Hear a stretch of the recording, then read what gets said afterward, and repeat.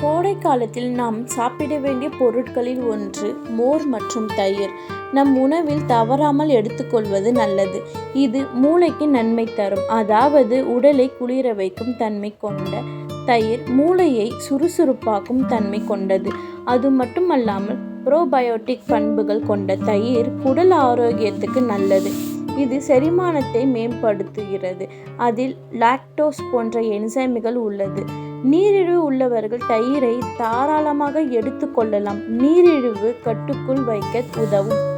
நீர்மோர் தயிரில் இருந்து தயாரிக்கப்படும். நீர்மோரை விட வெயிலுக்கு ஏற்ற சிறந்த ஆரோக்கிய பானம் எதுவும் இல்லை. மலச்சிக்கலை போக்கி செரிமானத்தை சிறப்பாக வைக்கும். இதில் சொல்லப்பட்டவை அனைத்தும் வீட்டு வைத்தியம் மற்றும் பொதுவான தகவல்கள்.